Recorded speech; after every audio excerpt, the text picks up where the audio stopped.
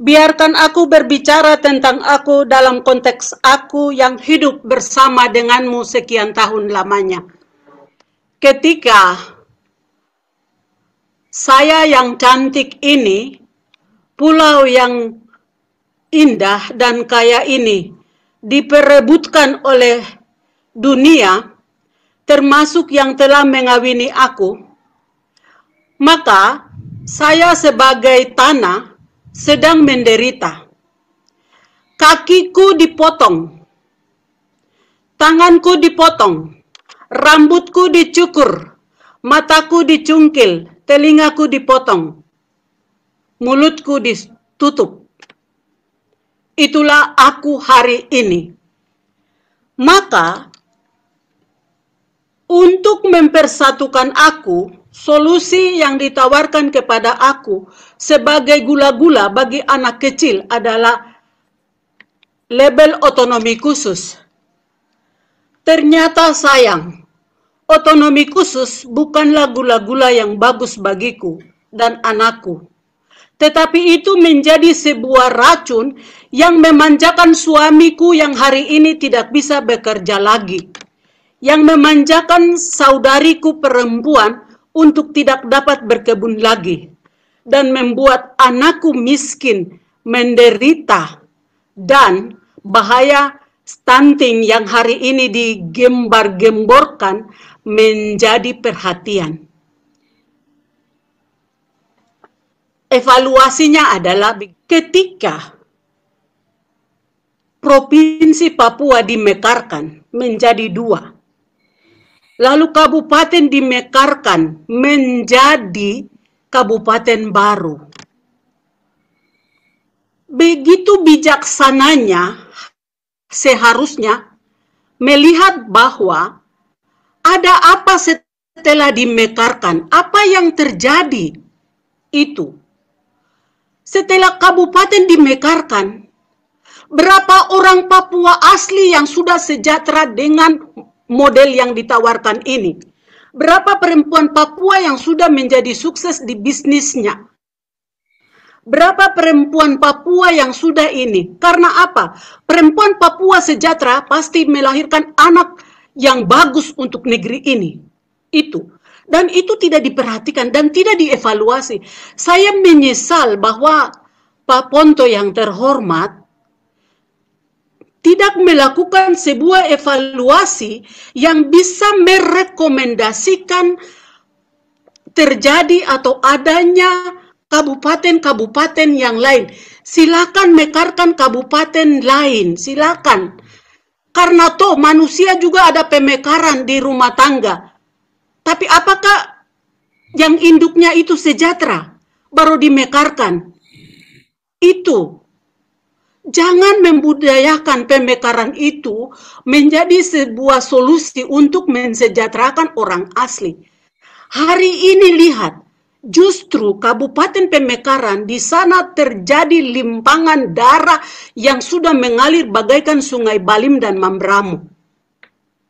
Apakah itu menjadi sebuah evaluasi yang memuji, yang meyakinkan Republik ini sehingga mau ada pemekaran? Bagi saya setuju ada pemekaran, tetapi tutup dulu keran darah yang sedang mengalir. Berikan saya tisu untuk air mata ini, menangisi suami saya, menangisi anak saya. Berikan itu dulu, baru bicara soal pemekaran. Itu. Maka pertanyaan saya adalah, pemekaran ini untuk siapa? Jika dalam pemaparan Bapak Markus Haluk tadi mencatat dan menyampaikan begitu sedikitnya orang asli Papua di negerinya sendiri, pertanyaan, kabupaten ini untuk siapa? Bukankah kabupaten Pemekaran ini dipakai sebagai salah satu lumbung emas bagi orang yang datang dengan notabene mau melayani saya, ternyata mengeruk isi perut saya. Ini hal-hal ini yang harus dikritisi. Minta maaf, saya lihat bapak-bapak berbicara terlalu dengan undang-undang, dengan ini. Tapi undang-undang tidak memberi saya makanan, tidak memberi saya kekenyangan. Yang memberi saya kenyang adalah tangan saya bekerja di tanah saya dengan aman, damai, dan tentram, bagaikan Firdaus yang telah hilang. Selanjutnya, evaluasi yang harus ada terhadap Kabupaten Pemekaran adalah bagaimana tingkat kemajuan ekonomi di suatu tempat, bagaimana tingkat pendidikannya, kesehatannya, politiknya, apakah itu sudah dibuat bagus dan dirasa bahwa yang ini sudah tidak terlayani, maka kita lakukan pemekaran lagi. Ataukah ini nafsu kekuasaan yang sedang terjadi? Itu yang ketiga poinnya. Yang selanjutnya, yang berikut adalah sebaiknya jangan ada dusta di antara kita. Jika ya, katakan ya. Jika tidak, katakan tidak. Selebihnya berasal dari iblis. Ilmu pengetahuan tidak membuat saya kenyang, tetapi ilmu pengetahuan membuat saya mengoreksi, mengeritik, dan berargumen bagaimana saya dapat hidup layak sebagai seorang manusia yang adalah citra Allah, sama dengan orang lain di sebelah saya yang bisa masak pakai minyak goreng, sedangkan saya masak hanya menggunakan tungku api. Hanya rebus-rebus saja. Pemekaran untuk siapa, bapak-bapak? Pemekaran untuk siapa?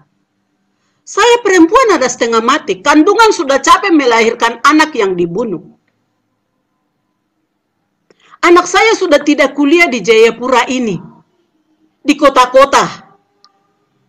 Mereka sudah mau dipulangkan dari luar negeri hari ini. Dari Jawa mereka dipulangkan. Dari pulau-pulau lain, negara lain sudah dipulangkan. Capek saya kandungan ini melahirkan anak ini. Dia tahu bahwa dia di negeri yang kaya. Tetapi kasihan, dia dipulangkan. Ada apa? Apa yang salah? Mari kita koreksi. Pemekaran oke, anak saya banyak yang sudah pintar. Mereka siap memimpin negeri ini. Tetapi tolong evaluasi dulu yang kau sudah buat itu betul atau tidak.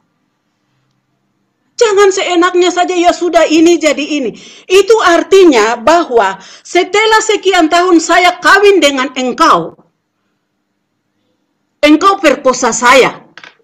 Saya sudah beri susu saya sudah beri madu saya. Namun hari ini engkau perkosa saya dengan apa yang saya punya. Maka sekarang saya mau kasih tahu bahwa untuk apa engkau masih mau bersanding dengan saya yang cantik ini.